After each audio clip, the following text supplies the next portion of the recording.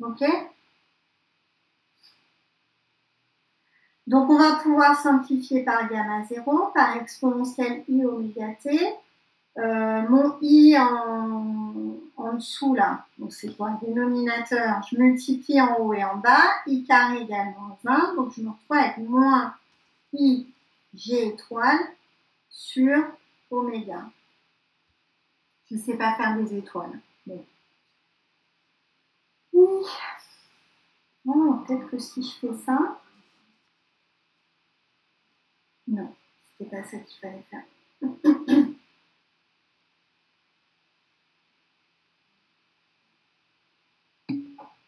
Mais c'est mieux ça, non? Non, c'est pas mieux.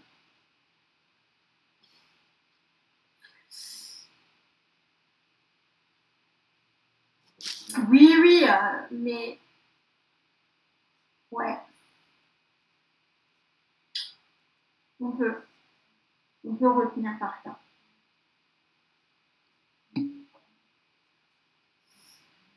Mais c'est dangereux parce que si on vous demande la démonstration, vous ne savez pas la faire, enfin, ça vous met dans un petit sentiment de frustration. Ouais. Excusez-moi de vous déranger, madame. Pour avoir moins i, j étoile sur oméga, vous avez... Ouais. Comment j'ai... Ça m'a... Ça a été trop vite. Ça a été trop vite, peut-être. En fait, quand je me suis entendue dire les trucs, je me suis dit, oh putain. Alors, on reprend. En fait, ça coupe plusieurs fois. D'accord. Pour avoir état égal à moins i, g étoile sur oméga, Ouais. vous avez fait quoi? Vous avez multiplié par... Donc, j'ai simplifié par oméga, par gamma 0. Oui. Mon exponentielle, il se barre aussi. Oui. Donc, je vais avoir du G étoile sur I oméga. C'est ça. Et j'aime pas avoir le I en bas. Du coup, je multiplie par I en haut et en bas. Ouais, du coup, ça nous fait du I carré, c'est moins 1. Ouais. Ouais. Ok? Oui, ça marche. Merci. Tu me parles. Allez-y. C'est moi. J'ai du mal, enfin, je comprends pas l'équation initiale. Ça veut dire quoi? G étoile est égal à G prime moins, G prime, G seconde. J'ai compris, c'est une sorte de dérivée seconde et dérivée primaire, je pense. Ah non, rien du tout. Non. Alors, non. Ok, je reprends. S'il vous plaît, désolé. Quand je suis en sinusoïdal, d'accord, ça veut dire que je vais être dans des équations imaginaires. Ok, je ne suis plus que dans le réel, je suis plus que dans un espace réel, mais je vais être dans un système où toutes mes formules peuvent s'écrire sous forme imaginaire avec des i, les fameux i. Donc, ton G', c'est ton module élastique. Donc, c'est ton module de stockage ou module élastique. D'accord? Et ton G seconde, c'est ton module de perte ou ton module visqueux. Donc, ce n'est pas des dérivés, hein, c'est juste des notations. Et donc, ta rigidité ou ton module global, il s'écrit G étoile, parce qu'on est dans un système imaginaire,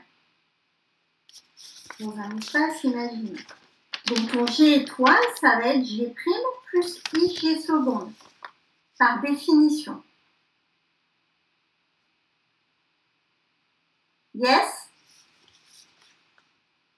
Non, c'est bon. Ok. Et donc, du coup, tous mes sigma, tous mes gamma, tous mes états vont pouvoir s'exprimer sous forme imaginaire. D'accord? C'est pour ça que voilà, j'arrive à ce truc-là en bas qui me dit que ma viscosité, c'est G seconde sur oméga moins I G' sur oméga. Et par définition, la viscosité newtonienne est à 0, c'est la partie réelle de cette expression-là. Et donc, c'est la limite. C'est cette partie-là, d'accord? La viscosité newtonienne, c'est la limite de ma partie réelle quand oméga tend vers 0. Donc, ma partie réelle, c'est bien G secondes sur oméga. Donc, état 0 est bien la limite de la partie réelle quand oméga tend vers 0. OK?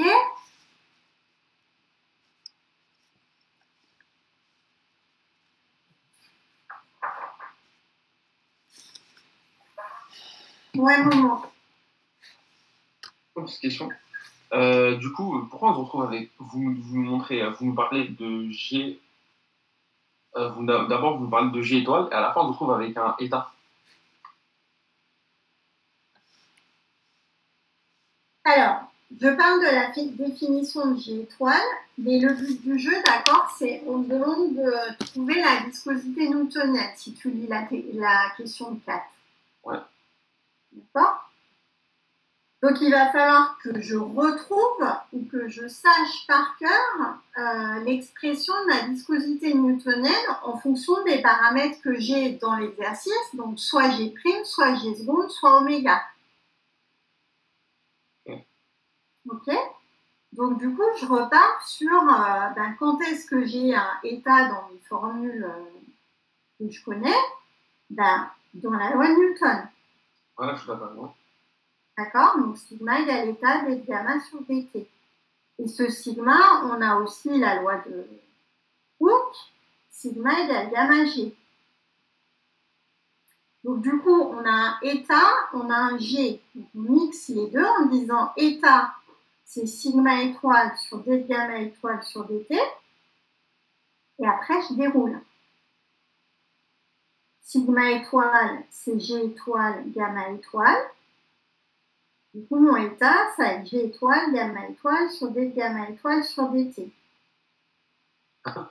Ok. Sachant, connaissant mes expressions de gamma étoile, puisque je sais que je suis en déformation, bing, bing, bing. Je déroule. Et petite dernière question, le gamma étoile et la dérivée de gamma étoile, on est censé les connaître? Les expressions. Alors, le gamma étoile, tu dois le connaître, d'accord? C'est sous forme exponentielle. Après la dérivée, on la retrouve. Et la dérivée, tu la retrouves.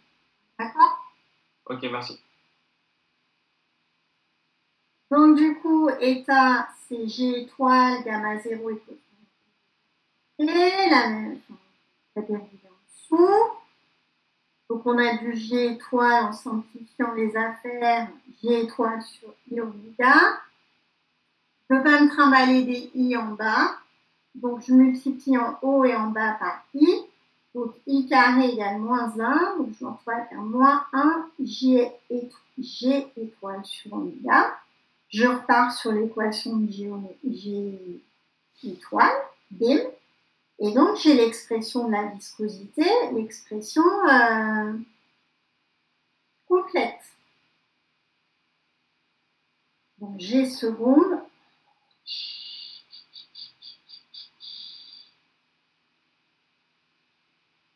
Ding. Et par définition, ma viscosité newtonienne, c'est la limite de la partie réelle. Donc, c'est la limite quand oméga tend vers 0 de G secondes sur oméga. Banco. Donc, à votre avis, qu'est-ce qu'il va falloir faire en toute rigueur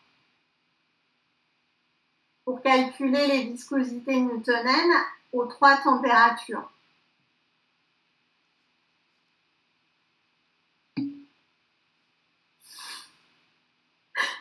Oui, on trace les courbes. Quelles courbes?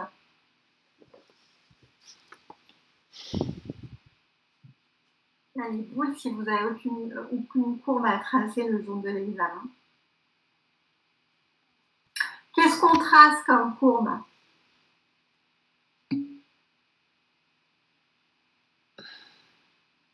Non. Le but du jeu, c'est de trouver gamma état 0. Hein. Ouais, Momo. On trace gamma seconde sur G seconde sur oméga et on regarde la limite quand on s'attend vers plus l'infini, enfin quand on s'attend vers 0 pardon, et en fait on regarde leur données à l'origine pour voir ce que ça donne comme valeur. Ouais, exactement. Donc on va pas le faire, hein, on est d'accord, parce que ça va nous prendre trop de temps. Mais est-ce que je peux changer de page?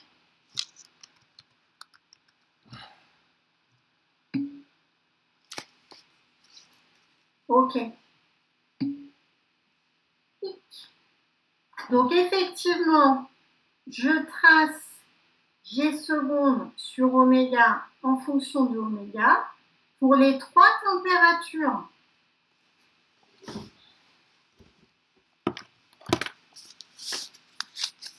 Et ensuite, je fais tendre oméga vers 0 et je trouve les états 0 aux 3 températures. Donc, je vous donne les valeurs.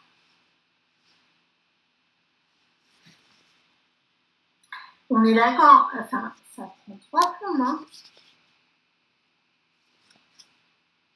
Parce que, je rappelle, hein, dans votre tableau, c'est un log de G'. Donc, il faut passer à, enfin, c'est un log de G secondes. Donc, il faut passer au G secondes. Il faut diviser les G secondes par les oméga. Donc, pareil, on a une colonne en plus où on a des oméga et pas des logs d'oméga. On divise les deux à toutes les températures. Donc, on a les valeurs à calculer pour toutes ces températures. Et ensuite, on fait tendre oméga vers 0.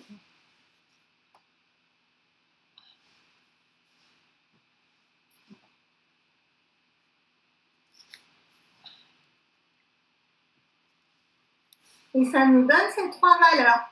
D'accord?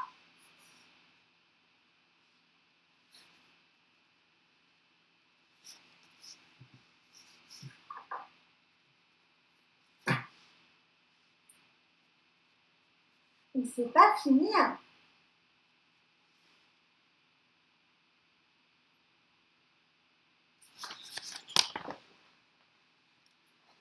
C'est pas fini parce que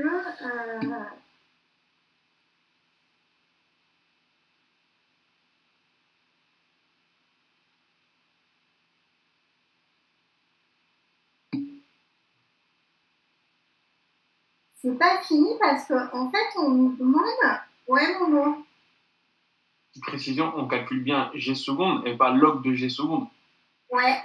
Parce que sinon on retrouve 0 à chaque fois. Oui. Ouais, ok, d'accord, merci. Donc, quand je vous dis ça prend 3 plombs, ça prend 3 plombs. Hein.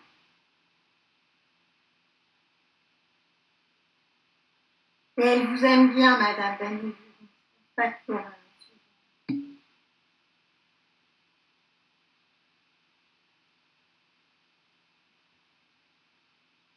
je ne vais pas répondre à cette question-là, Gabriel.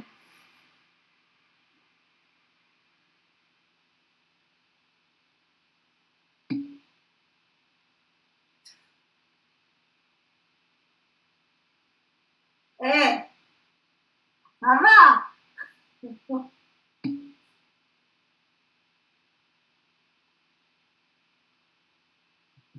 Donc, la question d'après, c'est on nous demande de vérifier que la variation de état 0 avec la température obéit bien à la loi de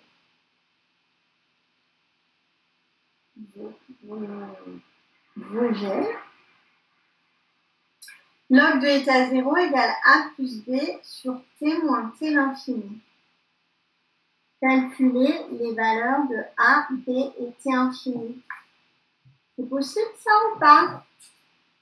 Comment on fait mathématiquement?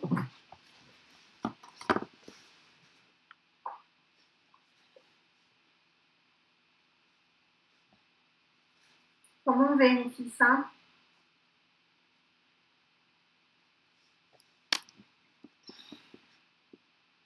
Qui c'est qui va pouvoir me répondre à cette question-là?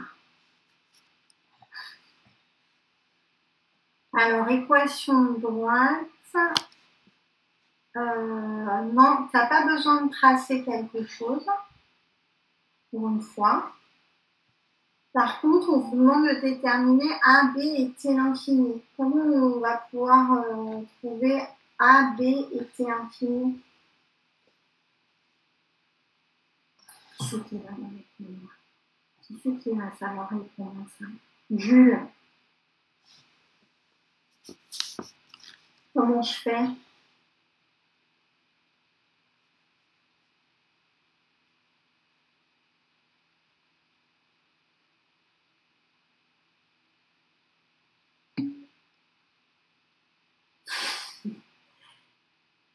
En gros, on nous dit, bon, on va vérifier.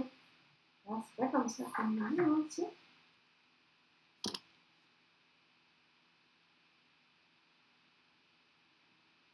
Ah, bah,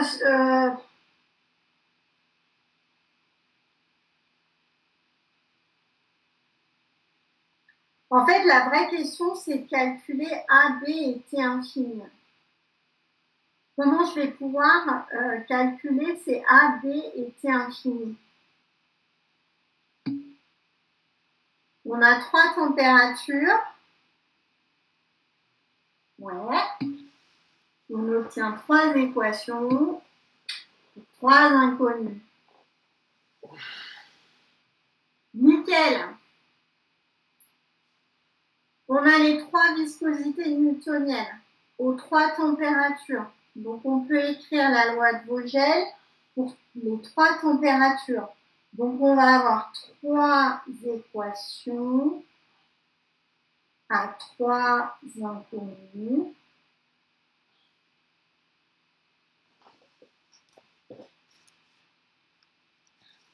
Donc, on va pouvoir résoudre le système. D'accord?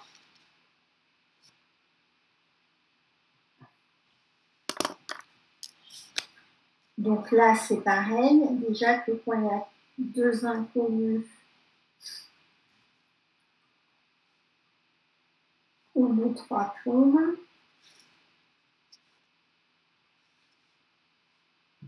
Donc, je vais vous donner le résultat. Honnêtement, alors après, c'est pas si compliqué que ça. Hein. Vous enlevez, enfin, vous faites la première équation moins la deuxième équation, du coup, le A part. Vous injectez peut-être le B dans la troisième. Enfin, il va falloir bidouiller un petit peu. Est-ce que je peux vous donner les résultats?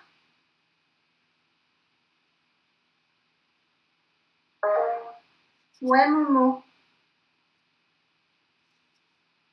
Pas fait exprès, désolé. Ok, pas de souci.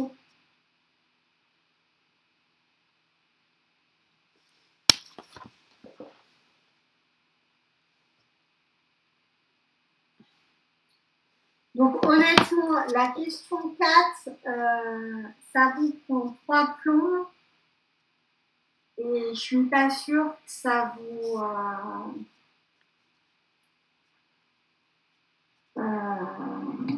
comment dire ça sans... voilà. Pour moi, c'est même pas des notions par rapport au cours, c'est même pas des notions qui vont vous permettre de comprendre le cours. Donc pour moi, l'exo 4, enfin la question 4,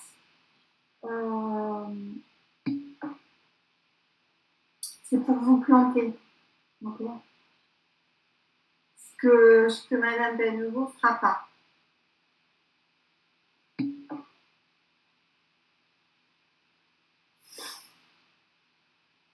C'est ça, Jules. Ça, c'est pour les promos où ça s'est pas très bien passé. D'accord? Et je pense que son, son ressenti n'est pas celui-là. Par rapport à vous, elle vous aime beaucoup. Ok? Et exactement, on est d'accord. En fait, ce que j'ai discuté avec le groupe d'hier, c'était de dire comment on construit un sujet par rapport aux étudiants et surtout au niveau du timing. Et ce que j'ai dit, c'est que globalement, ce qu'on fait, c'est on multiplie par 2 le temps que nous, on mettrait. Sachant que là, ça fait à peu près 2 heures qu'on est sur le truc. Honnêtement, si déjà vous arrivez à tracer la courbe maîtresse, moi je serais contente. Hein. Ok? Mais ne me faites pas dire ce que j'ai pas dit, c'est qu'il faut quand même relire tous les exos, même si on sait que ça prend trop de temps, d'accord? C'est la compréhension et la démarche qui est importante aussi. Hein. Ok?